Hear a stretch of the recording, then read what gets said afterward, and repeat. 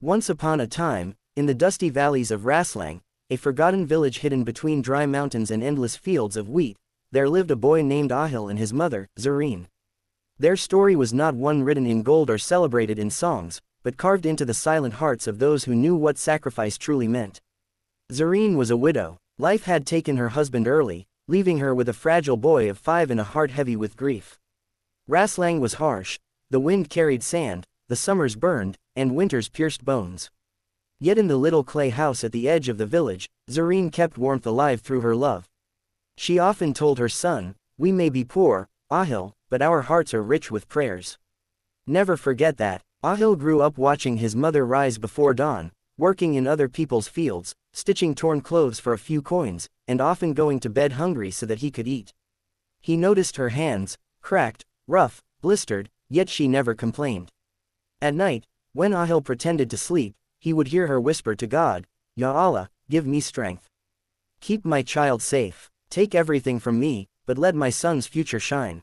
Years passed, and Aahil blossomed into a kind-hearted, intelligent young man.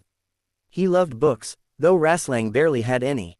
An old schoolmaster, who had once been a teacher in the city, took a liking to him and often lent him tattered pages of poetry, broken novels, and worn-out history texts. Aahil would read them under the dim glow of an oil lamp, his mother watching him with silent pride. She could not read, but every page he turned was a victory for her. But Raslang was cruel to dreamers. Boys of his age left school to work in fields or migrate to cities for labor. Families often told Zareen, "What use is study? Make him work. You need money." Yet she held her ground. She wanted more for him. She wanted him to break the cycle of suffering that had trapped generations in their village. One evening, as the sun melted behind the mountains and painted the sky crimson, Aahil returned home with a letter in his trembling hands. "Ami," he whispered, "I've been given a scholarship to study in the city." His eyes shone with a fire Zareen had never seen before. Her heart stopped for a moment, torn between joy and fear. The city was far. She would be alone, but her son's dream was calling. She forced a smile through her tears, caressed his face, and said, "Go, my son. This is the answer to all my prayers."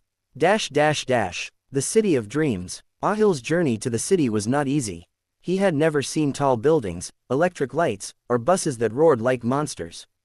The scholarship covered his studies but not all his living expenses. He worked odd jobs, cleaning tables in restaurants, carrying crates in markets, and studied late into the night.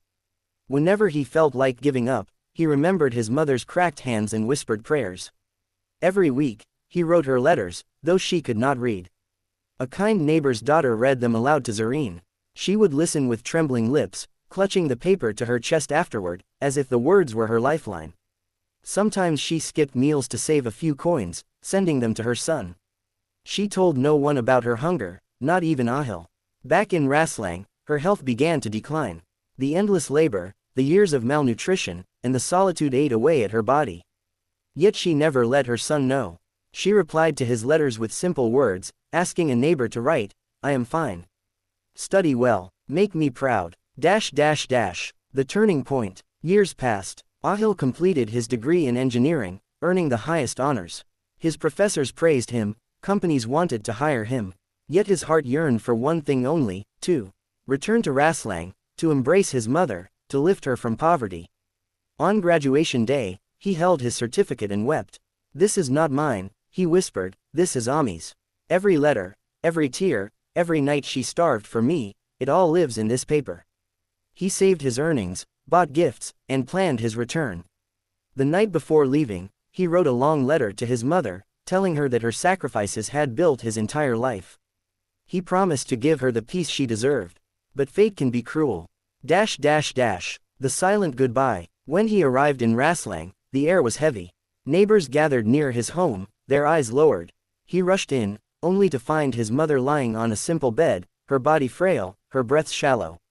She opened her eyes and smiled faintly. "Aahil, you came," she whispered. Tears blurred his vision. He fell to his knees beside her. "Ami, hold on, I've made it. I'll take you to the city. I'll give you everything." Her hand, trembling like a dry leaf, reached to his cheek. "You've already given me everything, my son. My dream was never gold or comfort. It was you, standing tall, educated, kind. My prayers are answered. And with those words, she closed her eyes forever. The world collapsed around Aahil.